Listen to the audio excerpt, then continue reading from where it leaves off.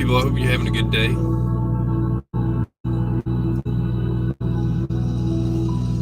I'm just having coffee, chilling out. I do have a job to do, but I'm sharing some intel so that for two reasons. One, so that you'll know what to do in case someone hijacks your load, and two, the intel, and I get what I get. We'll leave it at that. On what Russia is going to do with that nuclear power plant. So, two different groups of people may be interested in this video. One might be the people who are wanting intel on the situation that can't quite get what spiritual intel can give them, and the other would be for truckers that are trying to get their load back. So I guess it's a multifaceted video. I hope it's informative and at the very least entertaining. Hope everybody's doing good today. Yesterday was eventful, to say the least. It's a little bit exhilarating if at the end of the day you have to find someone who has hijacked, smuggled, or otherwise stolen your load. It's kind of it's like, okay, let's go into that mode, right? So you change hats, as it were. You start out, you got your truck driver hat on, you have to change hats, and you have to all of a sudden,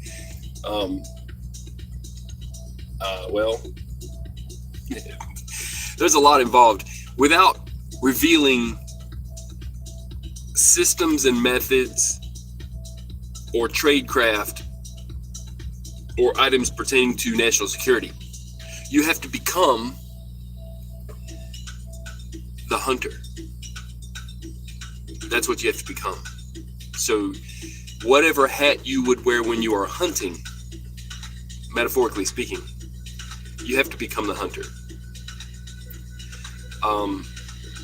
If you are Cherokee, or any type of Native American, but if you are Cherokee, because I can speak on this, from the eastern band of Etowah, the Cherokee Nation, I can tell you this much. You grow your hair out long if you're hunting. If you become the hunter, if you're hunting not just answers, but something, you grow your hair out. I didn't have time, if the thing is, under this situation, you require some intel, but you also have to use everything that you have in your playbook.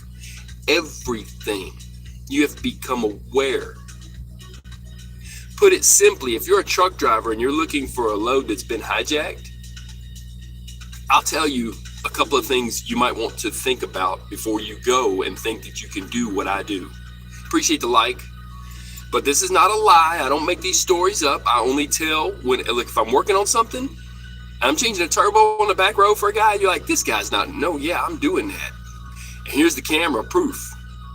Well, I can't prove what I did yesterday on this camera, but it can be investigated and they can find it to be true. And then when they look at it, they're like, no, this dude here is the real deal. Yes. And I'm also not lying about my gift, and I'm also not lying about Zaporizhzia. Zaporizhzia is going to be Russians' target. Not just the town, but the actual plant. Because it takes that variable out of the situation. This is not Occam's razor. This is knowledge that's given to me. Understand when I say Zaporizhzhia's nuclear plant is going to be hit. They've already tried to hit it once. It's running off of diesel only. My intel that I'm given intel. I have a sensing and a knowing. And it also makes sense. If they take that plant out, the whole rest of the battlefield is easier to work with. Once you understand this, it's not that I'm telling them they've already done this. They're already going to do it. It's already written. It's already running just off backup diesel generators, and it's also they don't have any gas in those towns, and Russia decided to evacuate 70,000 people. So I'll get into that in a minute. That's true also. Everything I'm telling you people is true, just like Christ said, or I would not tell you so. I have no reason to even go live unless something happens, and then I got a reason to go live. Hey, let's do this, right? So welcome to my world. And like I tell, people, hey, listen, I'm going to be here about 30 minutes and I'm going to do this little live and then I got to go, but you're welcome to stay. We're going to kick nobody out. Everybody's welcome. Watch this video as many times as you need to get the intel you need. I'm telling you though, people, that's going to happen just as much as this happened. So this is what happened to me.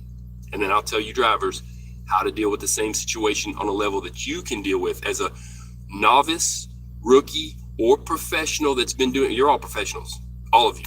If you're not upside down and in the ditch and dead in a year, you're a trucker. God bless you, right? But I'm saying, even if you're a seasoned veteran of more years than me, I got about 27 now, or if you're people out here's got a lot more years than me, right? Or if you're a rookie, we don't call rookies. I don't like using that word. You're just, starting out, right? We're going to take you by the hand and get you through it because you are a supply line. And when I'm old, I expect the stuff on the shelf at Walmart, right? I expect you to get there. It's your job. You are the supply line. So if you're any of these drivers, you're a truck driver, I will tell you what you need to do if someone hijacks your load and you take it upon yourself to go and find it. I will tell you the methods that you want to follow. Without knowing what I know, I'll get you enough to get you there and you'll get your load back. Or you can wait 3 or 4 days and it could be all the way halfway to Albuquerque. That's what I told him. I was like, okay, so here's what happened.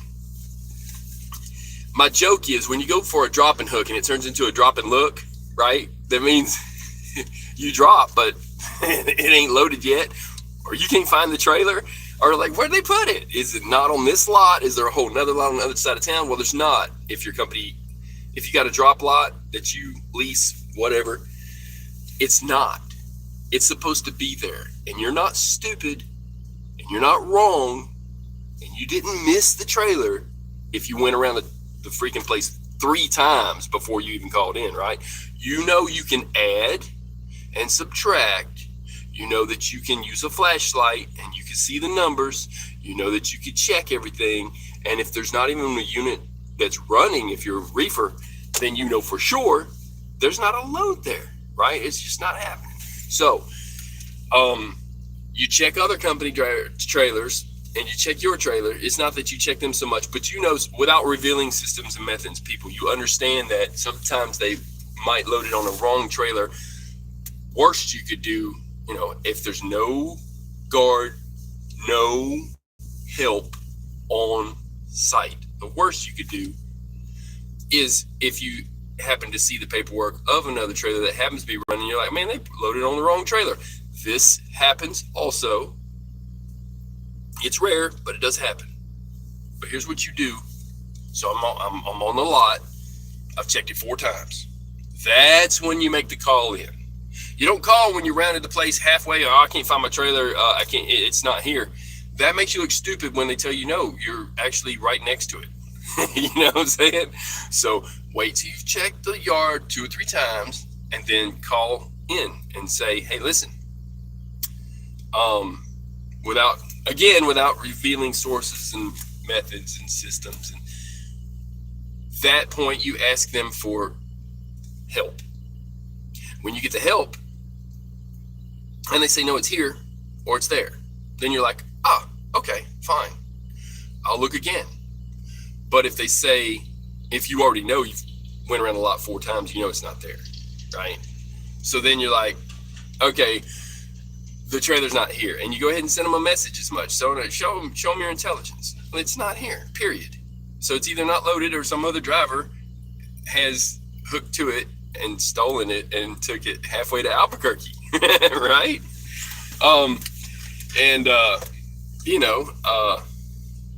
There's that. So what do you do moving forward? Okay, you have to move forward. You can't go back to when you wish your trailer was there. You have to go, where is it? All right?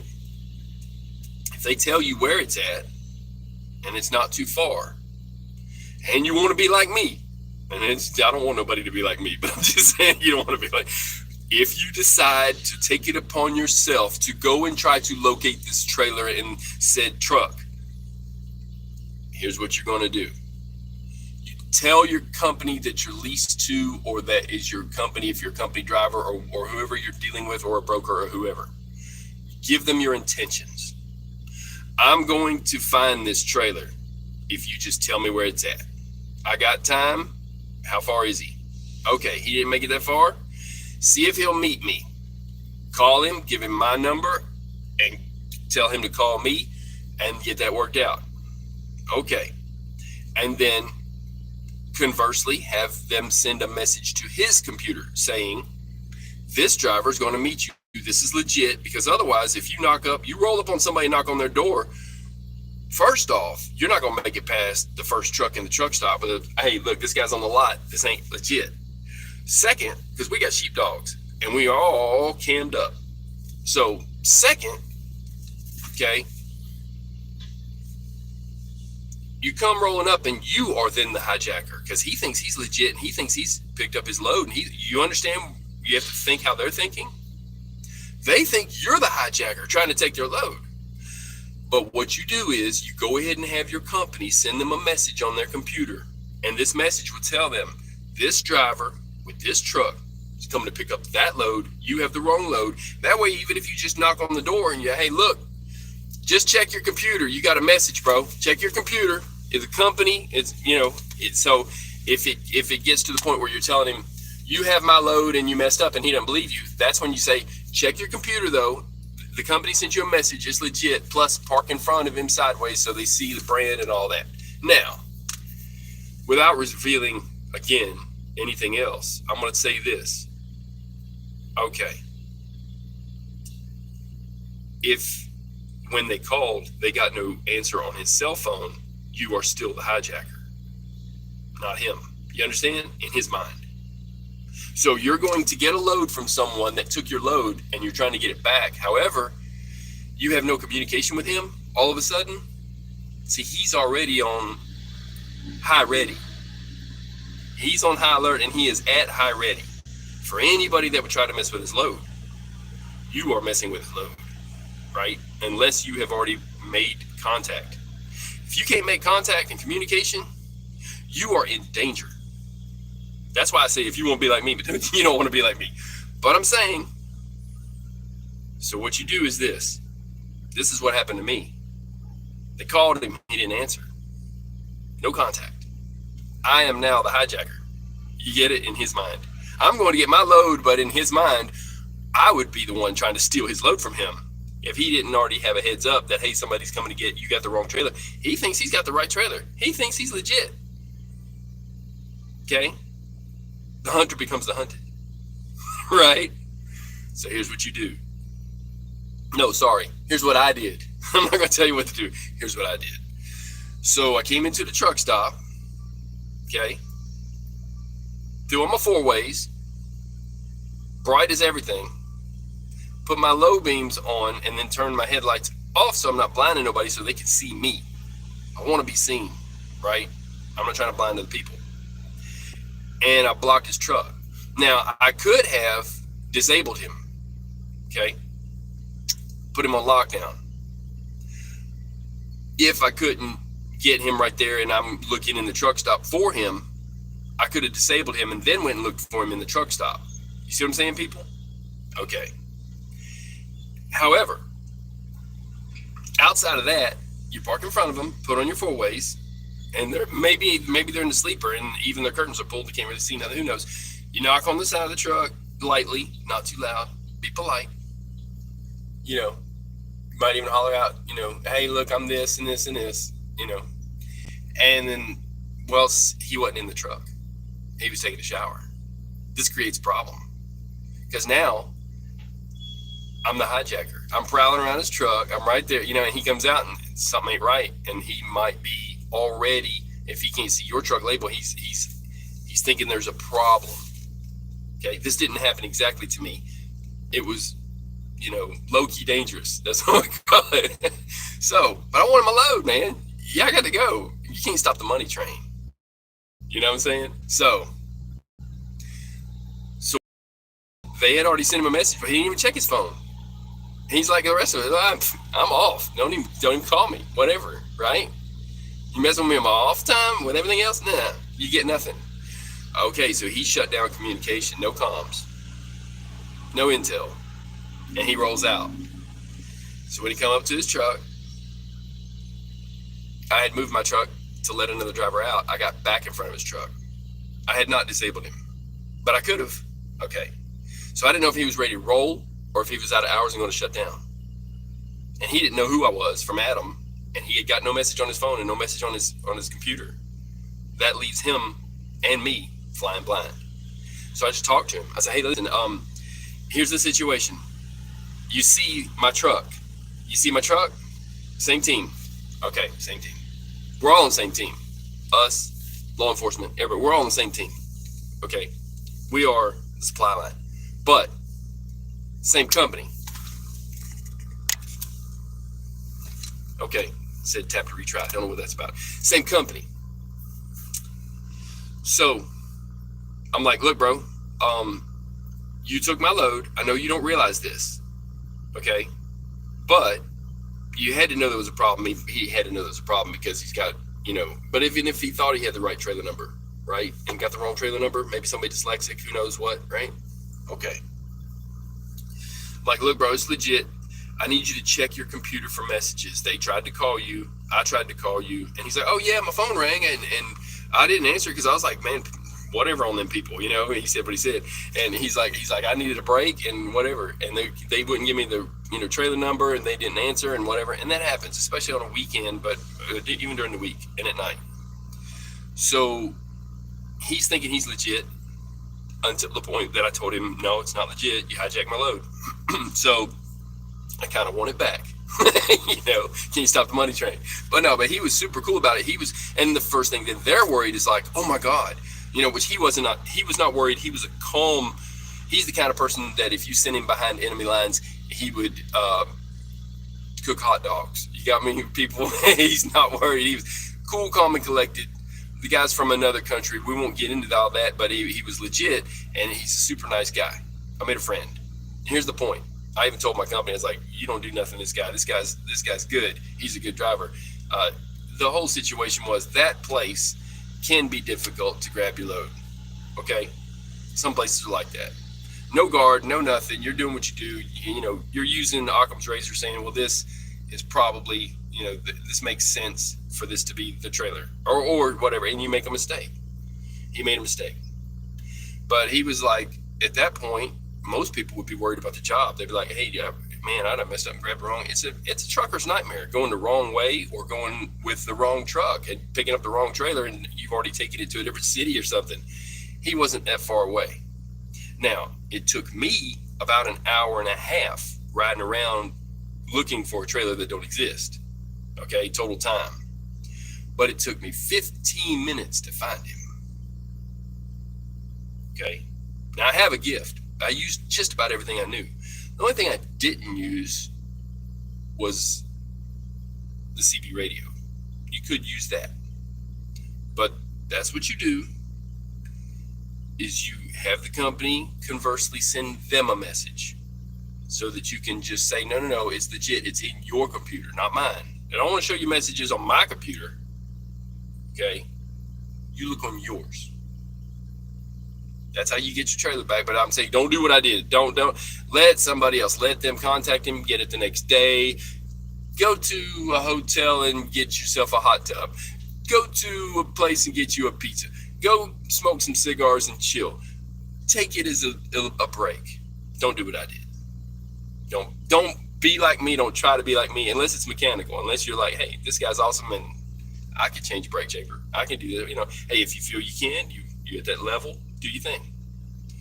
But don't be like me on this, because we both know it's dangerous. Okay, if you did not have contact, and I didn't have contact, but I've been doing this long enough, I know what to do. So if you're starting out and you want to get your trailer back, make sure you have contact with the driver. Make sure he knows before you just roll up on him. Don't be like me. Again, say don't. So without revealing any tradecraft systems, methods, or anything having to do with national security, I'm telling you this. You can do your deal and keep rolling. Or you can take a break. I advise taking a break. What I did was different. Now, So that's what you do. Mainly, it's all about communication, people. Contact and communication. So, going into Zaporizhzia. Okay, Russia has already hit that place. It was, the last time they hit it was like November 20th was the last time they actually hit that plant. I mean, it was so close to it, it hit it. And so now it's not running. All the lines are cut from it. So it's not creating power. However, the nuclear reaction is going on, I guess it's running on like low instead of them doing a full shutdown. I think it's running. This is my understanding. But it's running off of diesel generators to cool it. We all know what happened in Fukushima. The diesel generators were flooded. They failed. Meltdown, China syndrome, and the reactor goes to the floor, and then it gets to the water and into the ocean and everywhere, and it's all horrible. So, without creating a Godzilla event, yeah, it's going to happen. So they're going to hit that plant. They've already hit it, and now they're saying that Russia has said for all of its people to evacuate. 17 villages around there, 17,000 or 70,000 people or so, 17 villages, plus everybody else that's there. But Russia's even said, we're evacuating all of our people. This is so that when they do what they're going to do, it does not turn into a genocide that the whole world looks at. It's so they can say, well, we tried to evacuate. Yeah. So if they hit that place, then it takes it as instead of fighting a battle on two fronts, Russia is getting rid of one of the fronts because they're going to nuke the place. That's what's going to happen. Do you understand, people? That's what's fixing to happen in Zaporizhzia. I'm telling you ahead of time because I asked the question, I got an answer. I already looked at it. It was meant for me to look at. Okay? Now, I'm not all enthralled with the whole situation over there. I'm simply sometimes led to speak on things, and this was given to me as extra intel that, oh yeah, that's what it's about. But if you look at it militarily,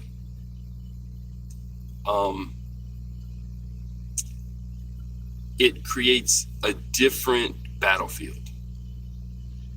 Just draw the map. Look at what the battlefield is now. Look at how you would flank and come in. Okay? And it creates a different battlefield if you can't cross that area because it's all radiated. And all of Europe's going to be affected by it. I appreciate the extra like. 1 in the room, 2 likes. Google, y'all miss my numbers anyways. Don't shadow ban me on this. I'm giving truth and intel and knowledge, but get it to the pinnacle, the people that need it, to understand this is fixing to happen. If Russia's pulling their people out, they should tell you, you should be pulling your people out too, right? Okay. Let's save everybody's lives. Get them the heck out of Zaporizhzia. All of them. Okay? Russia pulling out does not create a vacuum for people to move in there and have their place back. It creates a situation. Well, everybody needs to leave. Everybody. And half of Europe's going to be affected when they hit the place. It creates a different battlefield. It's not about taking the place. It's about putting a big ink blotter in the middle of a battlefield that nobody can cross for any reason. Creates a situation that changes the battlefield. The battlefield is fixing to change. It's going to favor Russia because of this. Doesn't mean they're going to win anything. It's just going to be that they won't have a battle on two fronts. Nobody wants to have to fight a battle on two fronts. It creates a situation, which is the same reason that when they just had their celebration of Victory Day and they had all those, they have a parade of all their armaments. Yeah, they had some couple of nuclear missiles that went by, but it was a lot smaller and everything else because they know that they are a target now. And if they put all of their weapons on display on a parade and someone decided just to take them all out at once, then Russia all of a sudden lost all those armaments. That's why they didn't have them in a big parade like they did last year. It's military strategy. Don't put all your eggs in one basket is an old saying, right? Okay, you don't put all of your armaments out there in a parade, right? Even though they did put a bunch of tanks on a tank parade, and I talked about that. The one that was going to Ukraine, that was stupid. Somebody should have, there was something to that, and I'm not going to get into that either. Again, more systems and methods, tradecraft. People, God bless you. I'm going to get off this thing. I hope everybody's doing good. I hope this was helpful for a driver trying to reclaim the money train. And I hope that the intel and my insight on Zaporizhzia gets to the right people. They need to get the HE double hockey sticks out of there, period. It doesn't create a vacuum to go in and have a barbecue. It just shows you that it's not safe for them and it's not safe for anybody else. I'm just telling it how it is, people. I don't like it at all. And it's going to be just like they didn't care about Chernobyl. And everybody knows, if you know the truth about Chernobyl, the first of it, then you know that I really know that I know, right? That was purposeful, but this is purposeful and for a purpose. And it's not good. So when it happens, don't be surprised. You don't have to point and say, hey, that old truck driver told me this. You don't have to say any of this. Just know, and forewarned is forearmed. I would let that place remain blank. Take your cookies. Take your cookies and eat them elsewhere. You know what I mean? I just lost signal, so I said it twice. So I'm going to get out of here before I get run over by a Schneider truck. Y'all know who it is. I had to park on the end cap because I had to take over the parking spot that this trailer was previously in by my hijacker. Are you with me, people? I did not want to be on the end cap, but I am. So never park on the end cap. You're just asking for it. I showed you the truck in Texas that got hit on the end cap. Yeah. So I'm going to get out of here before I get hit. But this happened to be where the trailer was parked that I had to retrieve because I had to reclaim my load. So you will find this to be true if you have systems and methods that all this is true. It kind of happened. I kind of got my load back. And that's just how I roll. Everybody else, go get you a hot tub. You know what I mean? Just chill. Wait till the next day. They'll get it back to you. So, God bless you, people. Like I said, don't do like I do. Don't be like me. Don't try to be no hero. Go get your hot tub. I'm out. Peace.